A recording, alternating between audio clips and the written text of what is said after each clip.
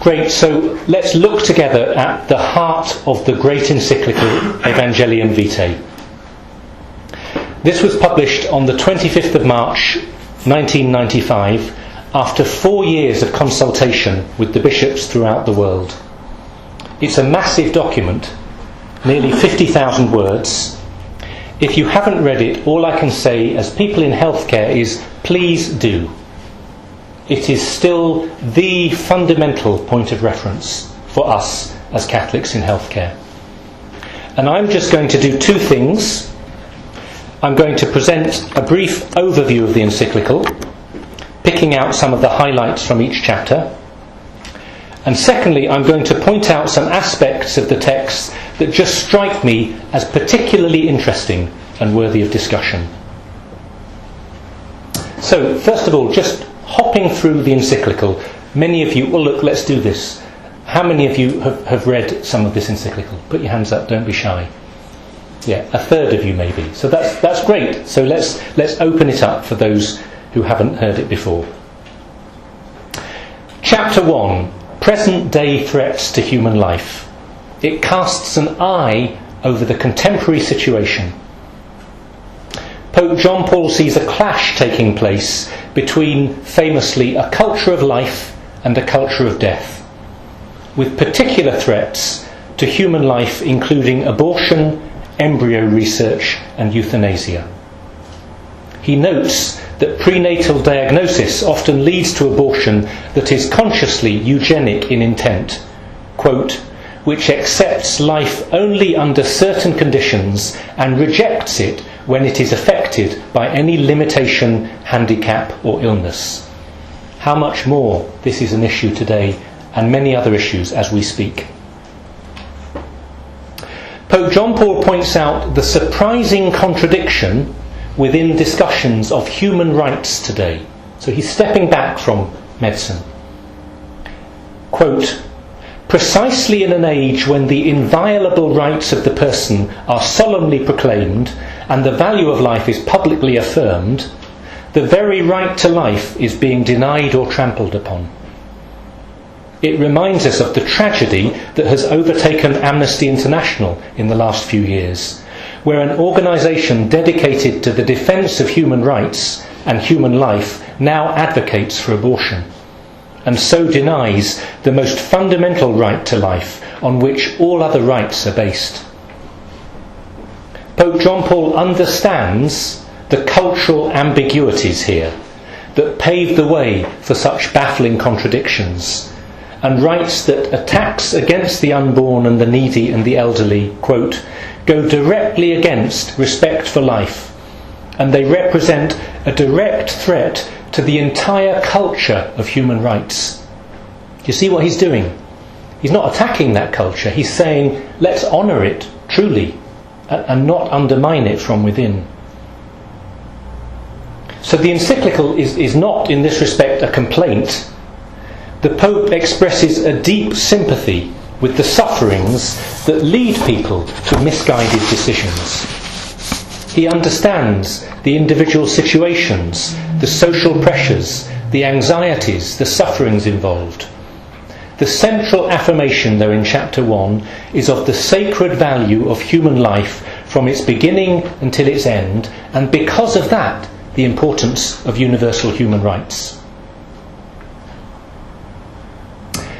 Chapter 2, the Christian message concerning life. This describes the goodness of human life, which comes from God as a gift, and is destined for an eternal communion with Him. This goodness is revealed more and more clearly through the Old Testament. In the negative commandment, you shall not kill, and then in the positive commandment, to love your neighbour as yourself.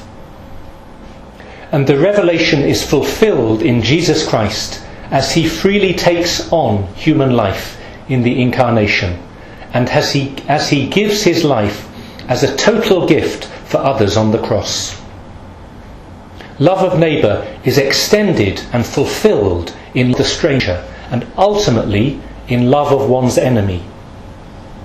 Quote, Thus, the deepest element of God's commandment to protect human life is the requirement to show reverence and love for every person and for the life of every person.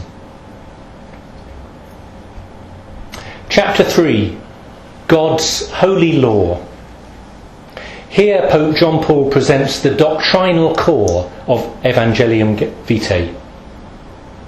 There are small but significant sections on the meaning of legitimate self-defence and the shrinking circumstances in which capital punishment might be morally acceptable as a last resort. But the chapter circles around 3 doctrinal pronouncements concerning innocent life, abortion and euthanasia. These are not new teachings, but they are confirmations and clarifications of the Church's constant teaching about the value of human life, and they become solidified and enshrined in this encyclical for us today. The first pronouncement, the first teaching, I quote, "The direct and voluntary killing of an innocent human being is always gravely immoral." Human life. Second, quote, "Direct abortion, that is, abortion willed as an end or as a means, always constitutes a grave moral disorder, since it is the deliberate killing of an innocent human being." It's simply applying the teaching in the first principle to the difficult cases of the unborn child. And third, euthanasia is defined as, quote, "an action or omission which of itself and by intention causes death, with the purpose of eliminating all suffering." And this is, quote, "a grave violation of the law of God, since it is the deliberate and morally unacceptable killing of a human person." And this third chapter finishes with an examination of the relationship between civil law and moral law. Civil law will not necessarily mirror the moral law, since they have 2 different functions. But the purpose of civil law is to ensure, quote, "the common good of people through the recognition and defence of their fundamental rights and the promotion of peace and of public morality. Therefore," my words now, "the civil law may not undermine fundamental human rights, such as the right to life, since these innate rights form the basis of that common good which is the very goal of the civil law. And if it does undermine those rights, the civil law contradicts and destroys itself." Chapter 4. For a new culture of human life. And here Pope John Paul emphasises how it's not enough just to proclaim moral truth, and how relevant this is for yourselves, but that cultures must be transformed by a witness to the value of life given by individuals and by the Church as a community. There are many different ways we can do this, and a special paragraph is written for those involved in the medical professions, and it's worth quoting this in full. This is paragraph 89.2. Let me quote this. "A unique responsibility belongs to healthcare personnel, doctors, pharmacists, nurses, chaplains, men and women religious, administrators and volunteers. Their profession calls for them to be guardians and servants of human life. In today's social and cultural context, in which science and the practice of medicine risk losing sight of their inherent ethical dimension, healthcare professionals can be strongly tempted at times to become manipulators of life, or even agents of death. In the face of this temptation, their responsibility today is greatly increased. Its deepest inspiration and strongest support lie in the intrinsic and undeniable ethical dimension of the healthcare profession, something already recognised by the ancient and still relevant Hippocratic Oath, which requires every doctor to commit himself to absolute respect for human life and its sacredness. End of quotation. You can look it up, and it's all in my handout. Okay, so that was very quick, yeah? Just some highlights, some key quotations, all of that in 9 minutes. So I hope it sends you back to the encyclical and helps you see how important it is, and that in fact none of this is new. This is not new teaching. It's Pope John Paul II bringing together the biblical Catholic understanding of the meaning of human life and for yourselves of the healthcare profession. And all I'm going to do now, slightly randomly, is to pick out some points for reflection and discussion.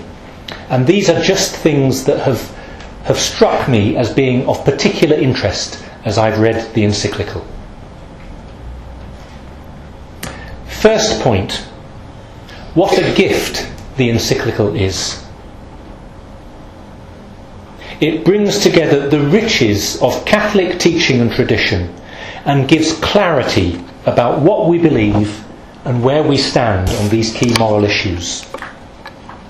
Some of these questions have changed slightly in 20 years. There are accelerating developments in embryology and other bioethical fields. There are new technical questions, and there are more pressing questions about the relationship between civil and moral law. But the moral principles we keep coming back to are those outlined in Evangelium Vitae. The dignity of every human life, the absolute prohibition on the deliberate taking of innocent human life, whether it at its very beginnings or right at its end. The necessity that the civil law, at the very least, protects the life of the innocent. These are some of the big themes. We certainly don't, as Catholics, pretend to have the answers to all of society's moral questions. But we do have the fundamental principles which make it possible to construct some answers on sure foundations. That's what we should have the confidence to believe, and you as young professionals in healthcare. The second interesting point is the very phrase, the gospel of life. Maybe we take this term for granted as Catholics now. It's part of our Catholic vocabulary. But it is a bold term to use. We might normally think that life is one of many moral issues. Human life might be a single chapter in a moral theology textbook alongside other important truths, sexual ethics, politics, war, etc. But John Paul goes much further and says that the question of the value of human life is not just one of many moral issues. It's not even just a moral issue, it's the meaning of the very gospel itself. Now this is challenging. He's saying that to go against life is to go against the gospel itself, which is the good news that the Son of God came to share our human life and to give that life its deepest possible significance. Abortion and euthanasia, for example, are not just random items in the index of a moral theology textbook. They are defining issues, since there can be no morality without a foundational belief in the innate value of human life. Do you see the link? And further, there can be no Christian gospel without an appreciation of the dignity of Jesus' own human nature. If you say that life is disposable, what do we understand about salvation, about every life, about Jesus' life? It's all undermined.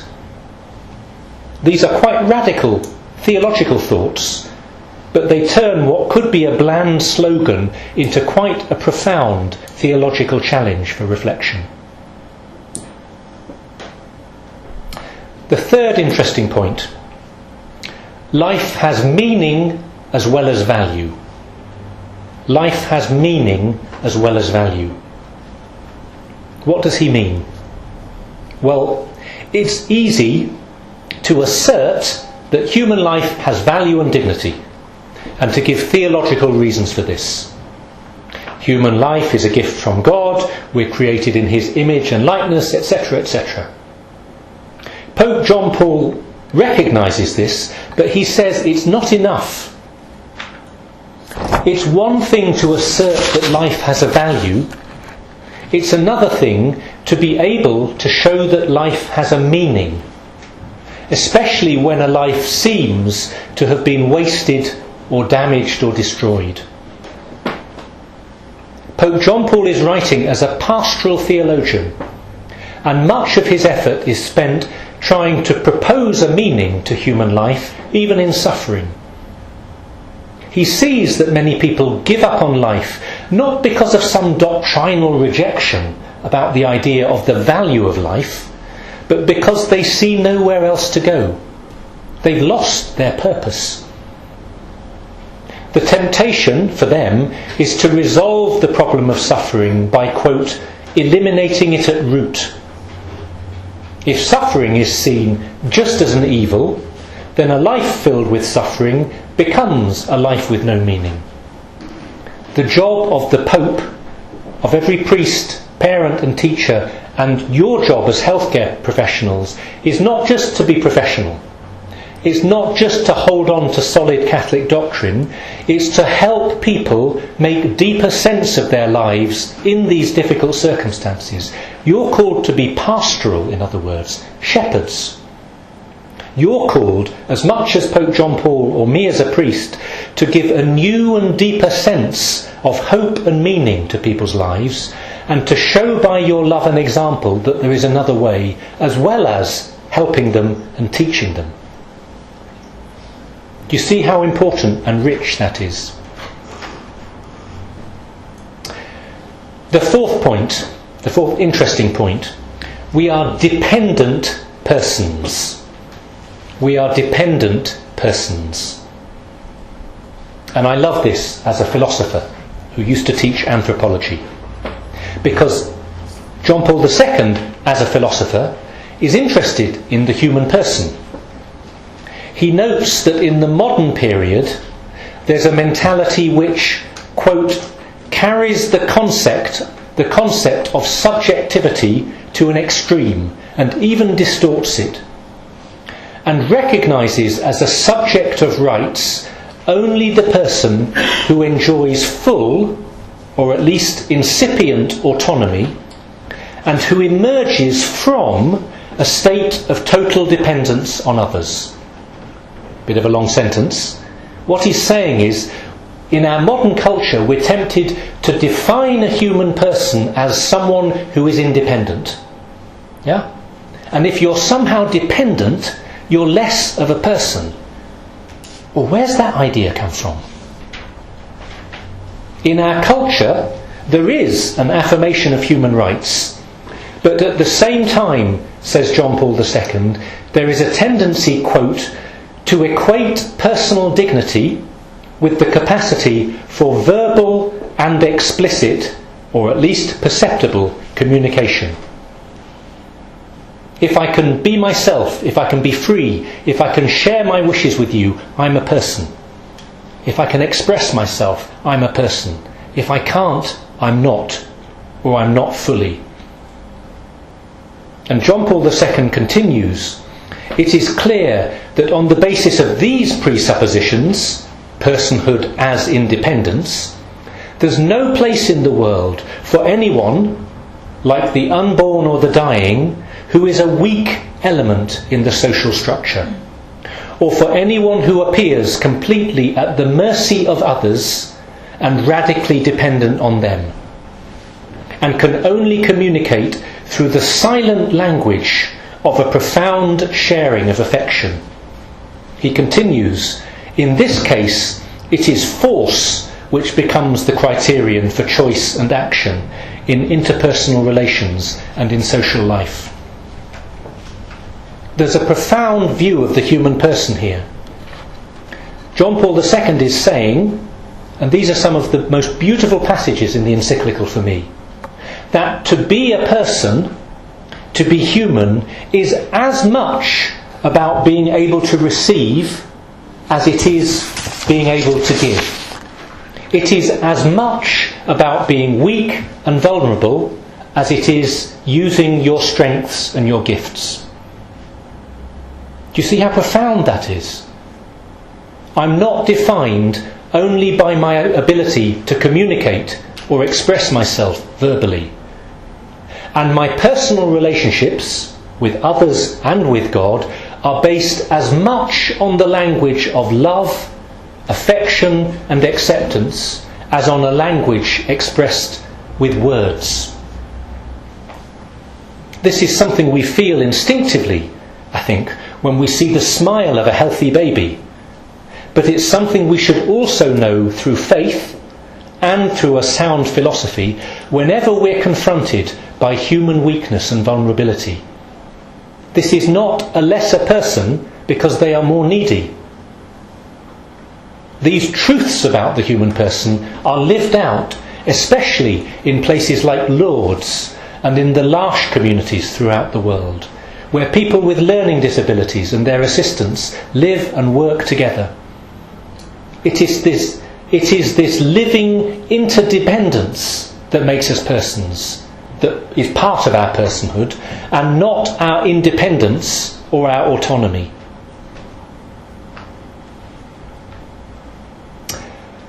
The fifth interesting point: relationships as well as rights. Relationships as well as rights. As we've seen, Pope John Paul is happy to use the language of human rights and speaks about, quote, the inviolable right to life of every innocent human being. Full stop. But something more is going on. The problem with the language of rights is that we are forced to conceive of human beings as isolated individuals, each possessing his or her individual rights. On these terms, I must never kill my unborn child or my aging parents because they have a right to life. It's true. And that right, so some arguments go, trumps my own desire to end their life for whatever good or bad motives I might harbour. You see, it's all about discussing and fighting about contested, conflicting rights. And there's lots of truth and importance in this. But there is a much simpler and fundamental reason why I shouldn't kill my unborn child or my aging parents, and that's simply because this is my unborn child, these are my aging parents. It's not first of all the rights of an individual, it's the relationships between persons that should be the foundation of our respect for human life. Put another way, it's my responsibility for another that should guide my thoughts and actions, not just my recognition of another's independent rights over against mine. There's a whole philosophy of solidarity here. Remember that word, which engages Pope John Paul throughout his life. We're defined by our relationships with others.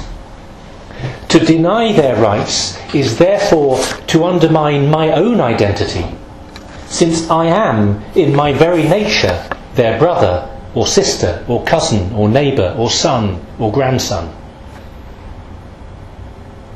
The anthropology here is one of being in relationship. And in certain paragraphs of the encyclical, John Paul quite consciously draws on his well-known theology of the body to flesh out his thinking in this area. The tragedy of contemporary attacks on life is that they undermine the very being of the one who carries them out. Now this is subtle and again quite challenging. John Paul II quotes Gaudium et Spes from the Second Vatican Council, which gives a long list of crimes against life: murder, genocide, abortion, euthanasia, etc. and then concludes, this is the Second Vatican Council, then concludes that these crimes, quote, do more harm to those who practice them than to those who suffer from the injury. Now this is very provocative, and you might say it's a distasteful statement, to suggest that the murderer or the doctor carrying out the abortion suffers more than the victim or the unborn child. Now it's dangerous, this, but do you see the point? It reflects a view of the human person in which the willful destruction of the other and of the human relationship that's involved here is an evil more damaging and harder to overcome even than the loss of human life.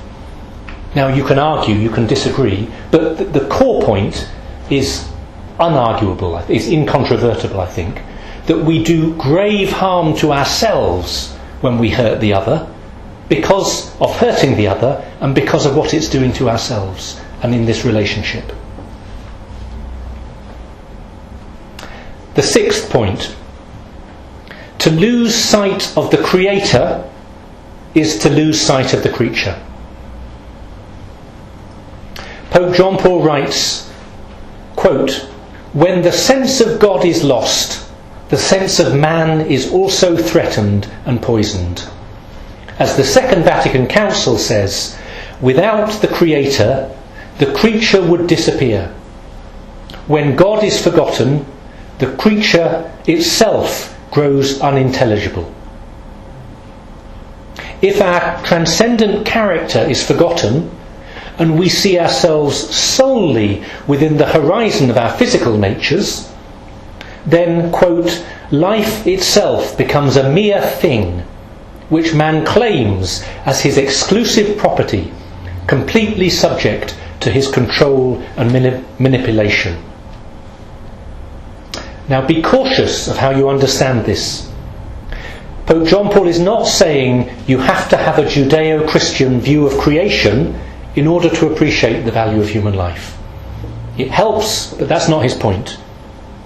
He's saying that there is a transcendent dimension to human life, a sense that we are more than just products of chance, that we have a purpose, a destiny, a sense that we are known and loved by a spiritual power far greater than us, and that without these truths it's very hard not to become materialist in our philosophy and then reductive about human nature.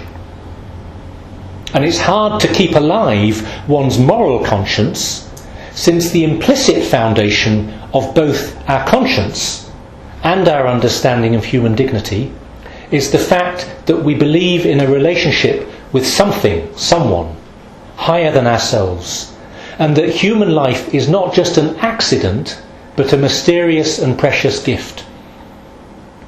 He's not saying you can't value life if you don't believe in God. But he's saying when you reduce man, woman, the human person, to just a thing, when you have no other reference than materialism, when you lose the sense of the transcendent, then it's very hard to get back an exalted sense of human dignity. The last interesting point, the seventh: challenging questions about democracy. Pope John Paul believes that democracy sometimes can be a form of tyranny. Quote, "When a parliamentary or social majority decrees that it is legal, at least under certain conditions, to kill unborn human life, is it not really making a tyrannical decision with regard to the weakest and most defenceless of human beings?"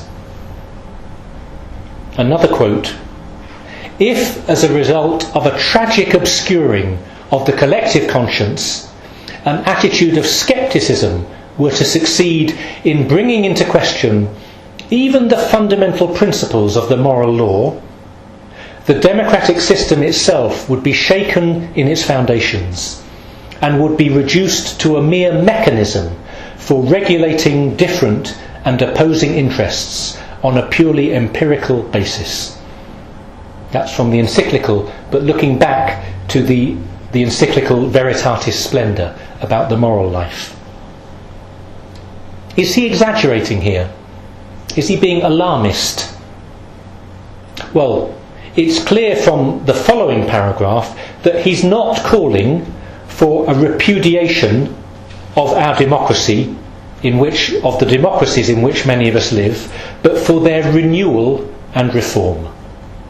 And I quote, "It is therefore urgently necessary for the future of society and the development of a sound democracy to rediscover those essential and innate human and moral values which flow from the very truth of the human being and express and safeguard the dignity of the person.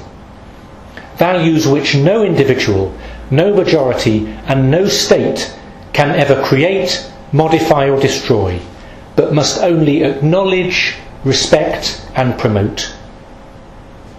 End of quotation. So Catholic critics do not need to become outlaws or exiles from a flawed democratic society. We need to be committed to the process and renew it from within. And if the democratic law continues to legitimise grave crimes, quote, "there is no obligation in conscience to obey such laws. Instead, there is a grave and clear obligation to oppose them by conscientious objection." Paragraph 73(1). So in this way, there's a bit of tension here, of course. But John Paul is saying we are able, hopefully, to live and pray and work within a flawed political system, and for yourselves, within a flawed healthcare system, without having to just blindly accept and go along with the worst consequences of the political will. We can be committed citizens, hopefully without having to compromise our moral convictions. And this refusal to compromise is in fact a commitment to the foundations of democratic society. This is John Paul II's most significant political argument. Do you see how important it is? When you get accused of standing out and taking a stand for its own sake, or just because you're stubborn, or just because you're in a Catholic bubble, or just because you want to make trouble, whatever the accusation, your answer is, no, the reason I'm standing up for my conscience, for what I believe to be true, is because I believe in democracy. It's because I'm fighting for the very values that underpin our democracy and the very values that underpin our healthcare systems. You're not being the awkward customer as healthcare professionals. You're being the professionals who believe in healthcare and for that reason feel the need sometimes to stand up and speak out. The pro-life Christian protester is actually standing up for democratic values and for the values, the true values, the authentic values, in your case, of the healthcare system. Pope John Paul wants us to be realistic about the evils that can come about through democracy, but at the same time hopeful about the possibility of renewing and reforming that democracy. My conclusion. The issues that prompted John Paul II to write Evangelium Vitae have not gone away. Indeed, they've intensified. It is a profound document that brings together and clarifies the moral convictions of the Catholic tradition regarding the dignity of human life and connects them with a philosophy of the human person that should appeal to all those who are genuinely interested in the mystery of human life. It contains much sound advice about how we can help each other to appreciate the value of human life, even in difficulty and suffering.